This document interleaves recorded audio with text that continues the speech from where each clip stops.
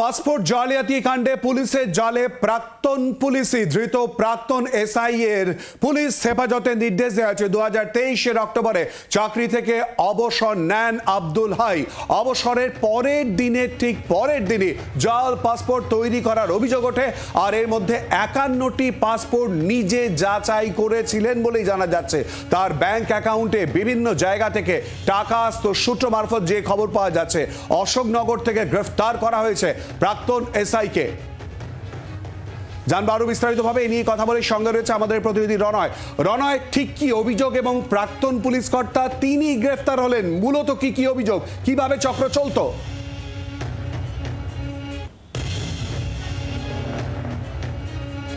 শিলাদিত্য, দেখো, security control office এই office থেকে 2024 সালে 27শে সেপ্টেম্বর ভবানীপুর থানায় একটি অভিযোগ দায়ের হয় এবং তারা অভিযোগে জানান যে তাদের কাছে অভিযোগ এসছে যে বেশ কিছু পাসপোর্ট জালভাবে তৈরি করা হয়েছে এবং বাংলাদেশ সহ অন্যান্য জায়গা থেকে তারা প্রবেশ করছে, অর্থাৎ এই ভারতে তারা কলকাতায় চলে আসছে। এই অভিযোগ পাওয়ার পরই ভবানীপুর থানা থেকে সেই তদন্তভার লালবাজারের হাতে যায়। তদন্ত শুরু করেন গোয়েন্দারা। সেই ঘটনায় প্রথমে একজন পড়ুয়া, অর্থাৎ 21-22 বছর বয়সের পড়ুয়াকে গ্রেপ্তার করে পুলিশ, রিপন বিশ্বাস। এরপর গত 14ই ডিসেম্বর রিপন বিশ্বাসের বাবা সমরেশ বিশ্বাস এবং দীপক মণ্ডল নামে আরও এক ব্যক্তি, তাকে গ্রেপ্তার করা হয়। এই দীপক মণ্ডল হচ্ছে একটি পোস্ট অফিসের অস্থায়ী কর্মী হিসাবে কাজ করত। তাদেরকে জিজ্ঞাসাবাদ করেই এখনও পর্যন্ত মোট 9 জনকে গ্রেপ্তার করেছে। এই 9 জনের মধ্যে একজন আব্দুল হাই, যিনি সিকিউরিটি কন্ট্রোল অফিসের সাব ইন্সপেক্টর পদে চাকরি করতেন এবং তার মূলত কাজ ছিল পাসপোর্ট যাচাই করা।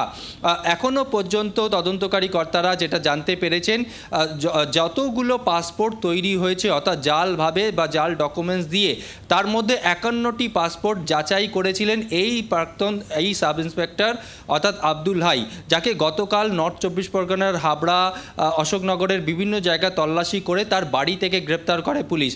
একই সঙ্গে পুলিশ সূত্রে জানা যাচ্ছে তার কাছ থেকে মোবাইল ফোন পাওয়া গিয়েছে, বেশ কিছু ডকুমেন্টস পাওয়া গিয়েছে। তদন্তকারী কর্তারা মনে করছেন শুধুমাত্র যে 51টি পাসপোর্ট তৈরির কাজে যুক্ত ছিলেন এই অভিযুক্ত আব্দুল হাই, শুধু তাই নয়, আরও বহু পাসপোর্ট তৈরি করার কাজেও তিনি যুক্ত ছিলেন। তবে যত তদন্ত প্রক্রিয়া এগিয়ে নিয়ে যাচ্ছেন তদন্তকারী কর্তারা, ততই একের পর এক গ্রেপ্তারির সংখ্যা বাড়ছে। গত 1 তারিখ যাকে গ্রেপ্তার করেছিল তাকে জিজ্ঞাসাবাদ করার পরেই কিন্তু তদন্তকারী কর্তারা এই প্রাক্তন পুলিশ কর্তার সন্ধান পান। যখন তদন্ত শুরু হয়েছিল তখনই তারা আজ পেয়েছিলেন যে সিকিউরিটি কন্ট্রোল অফিসে যে সমস্ত পুলিশ কর্তারা কর্মরত, যারা এই পাসপোর্ট ভেরিফাই করেন বা পাসপোর্ট তৈরি করার দায়িত্বে থাকেন, তাদের কারোর যোগ সাজেশ থাকলেও থাকতে পারে। আর সেটাই কিন্তু সত্য প্রমাণিত হলো পুলিশের কাছে যখন গতকাল এই প্রাক্তন পুলিশ কর্তা গ্রেপ্তার হয়। আজকে তাকে আদালতে তোলা হয়, সেখানে কিন্তু সরকারি আইনজীবী সওয়াল জবাব করেন, অর্থাৎ তিনি বলেন যে যতগুলো পাসপোর্ট তৈরি হয়েছে তার মধ্যে 51টি পাসপোর্ট অর্থাৎ জাল পাসপোর্টের দায়িত্বে ছিল এই প্রাক্তন সাব ইন্সপেক্টর আব্দুল হাই। তার কাছ থেকে মোবাইল ফোন উদ্ধার হয়েছে, তার কল রেকর্ড ঘেটে তদন্তকারী কর্তারা জানতে পেরেছেন কারোর থেকে 25,000, কারোর থেকে 50,000 অর্থাৎ টাকার বিনিময়ে তিনি এই সমস্ত কাজ করেছেন। তার ব্যাংক অ্যাকাউন্টে টাকার হদিস পাওয়া গিয়েছে, অর্থাৎ বিভিন্ন জায়গা থেকে তার অ্যাকাউন্টে টাকা এসছে। এমনটাই কিন্তু আজকে আদালতকে জানান সরকারি আইনজীবী। তবে তদন্তকারী কর্তারা মনে করছেন এর জাল কিন্তু আরো বহু দূর ছড়িয়ে ছিটিয়ে রয়েছে। অর্থাৎ অপেক্ষা করতে হবে মূলত এই জাল কত দূর ছড়িয়ে কারা কারা যুক্ত সেদিকে আমরাও নজর রাখবো। আর আব্দুল হাইয়ের পরিবারের তরফ থেকে ঠিক কি বলা হচ্ছে শোনাবো।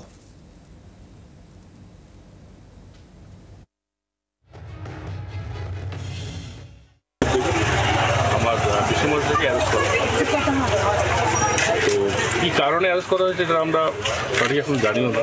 দীর্ঘদিন উনি লালবাজারে দীর্ঘদিন ধরে কর্মরত ছিলেন। উনি সদ্য রিটায়ার হয়েছে, 60+ ওনার এজ। উনি হজও করে এসছেন। উনি খুবই সৎ এবং খুবই অনেস্ট একজন ব্যক্তি, এলাকার সমস্ত মানুষই জানে। আর এই প্রসঙ্গ নিয়ে রাজ্যে বিরোধী দলনেতা শুভেন্দু অধিকারী কি বলেছেন, আর অপরদিকে তৃণমূল কংগ্রেস নেতা জয়প্রকাশ মজুমদারি বা কি বললেন শোনাবো। কেসটা এনআইএ এর নিয়ে নেওয়া উচিত এবং এনফোর্সমেন্ট ডাইরেক্টরেটের ফেমা নিয়ে কাজ করা উচিত। পুরো বর্ডার এলাকাতে তৃণমূলের লোকেরা আধার, এপিক, পাসপোর্ট সব 2 নম্বরিতে যুক্ত। অন্যদিকে ঘুরিয়ে দেওয়া হচ্ছে এই পাসপোর্ট, ভুয়ো পাসপোর্টের ঘটনাগুলিকে। সেখানে শুধু শুধু পুলিশের ওপর দোষ চাপিয়ে স্থানীয় তৃণমূল নেতারা কি করবেন? তারা কি পাসপোর্ট ইস্যু করেন নাকি? সব থেকে বড় কথা, সোর্সের মধ্যেই ভূত।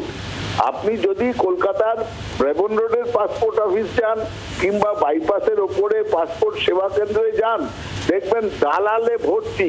সব থেকে বড় কথা, সম্পূর্ণভাবে ওই অশোক স্তম্ভ মার্কা যে পাসপোর্ট ভারতীয় নাগরিকদের অধিকার, সেই পাসপোর্ট কিভাবে দেওয়া হচ্ছে সেটা কেন্দ্রীয় সরকারকে ভালোভাবে দেখতে হবে।